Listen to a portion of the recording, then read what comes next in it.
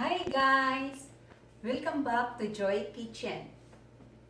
Today, I will cook chopsuey. So, I use 4 chicken breasts boneless, then green beans,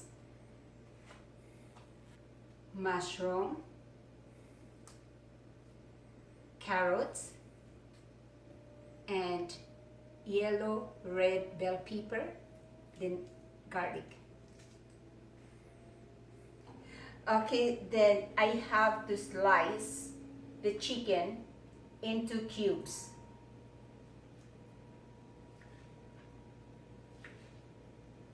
I'm finished slicing the chicken into cubes.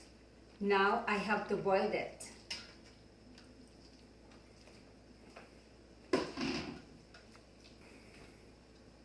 It's ready for boiling.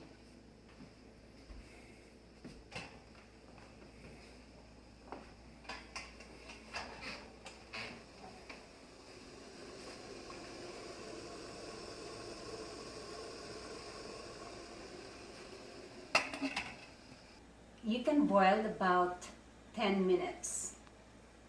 Now the chicken, it's been boiling 10 minutes.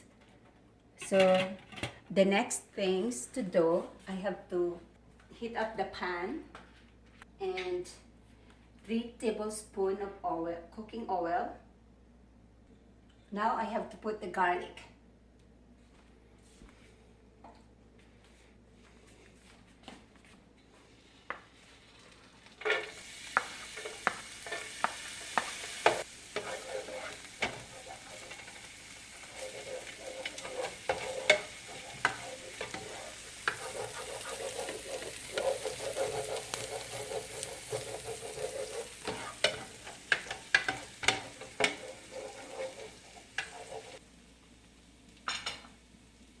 Then next, my chicken.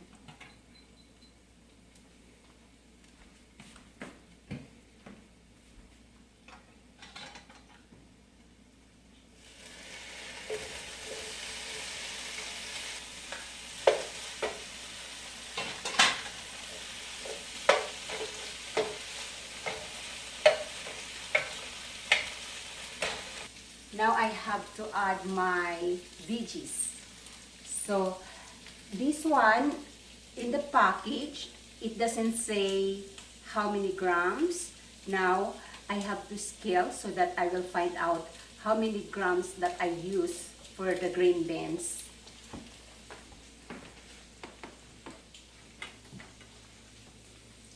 So it's 200 grams. So I'm using 200 grams for the green beans. Then I will put the carrots first.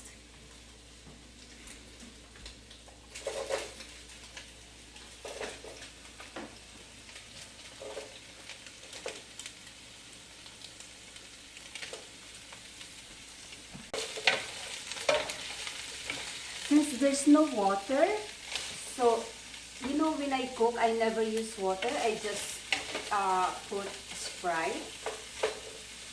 So I'm using Sprite.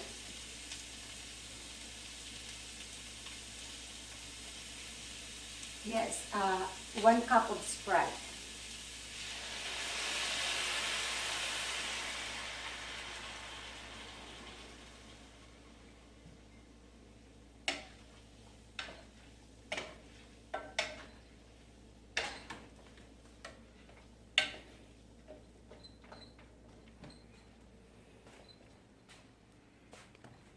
Then my mushroom.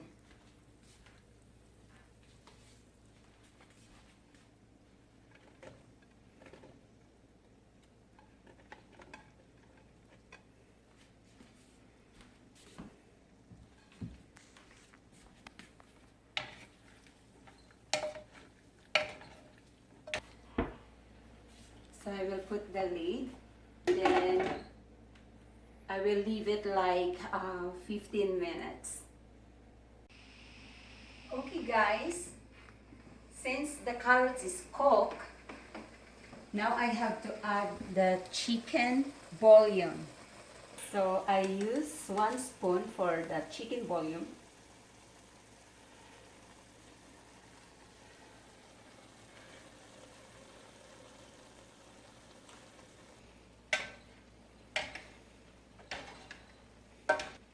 Make sure you mix it well, the chicken bouillon.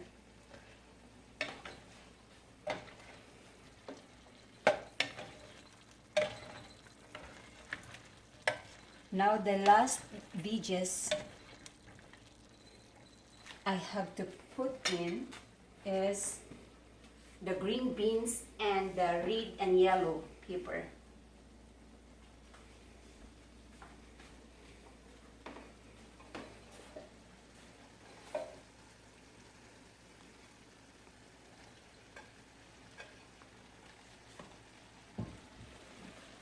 Then mix it.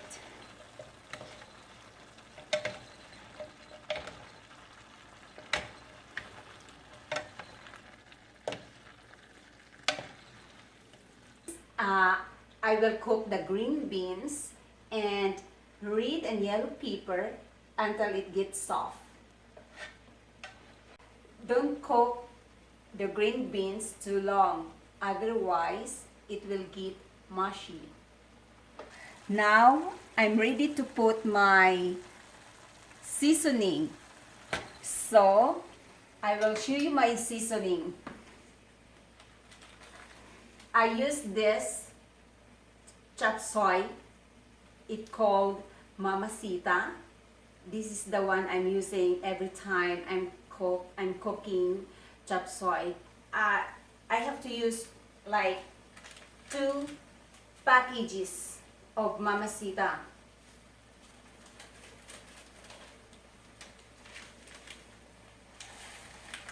And now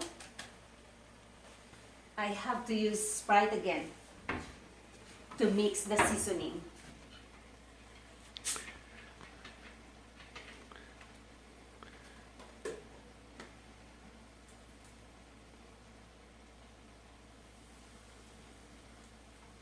So I have to put in the pan.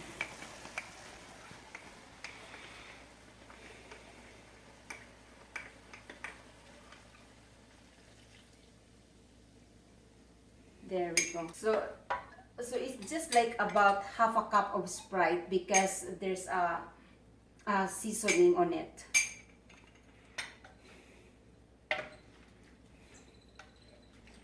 Now since I have another package, so I have to use another 1/2 cup of Sprite.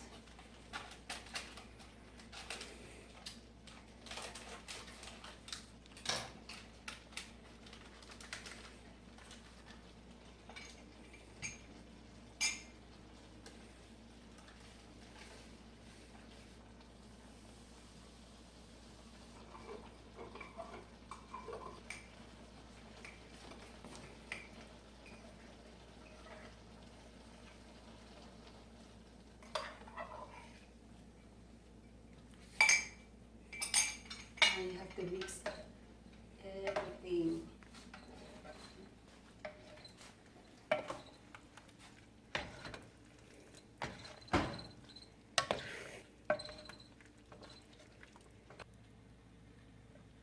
Okay, so guys, remember I always used medium temperature.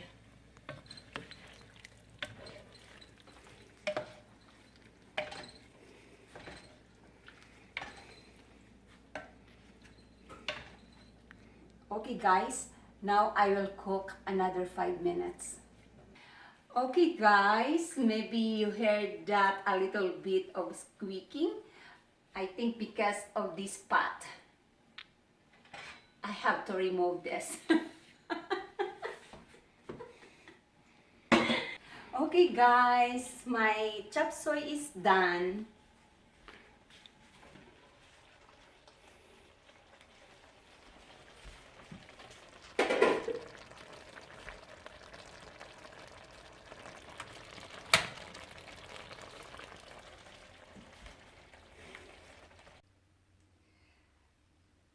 Okay guys, remember, chop suey is always best served with rice.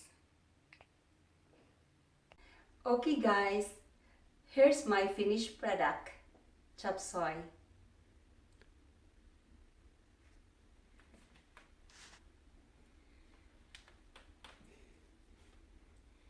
Thank you guys for watching. Until next time, God bless, and please don't forget to like, share, and subscribe.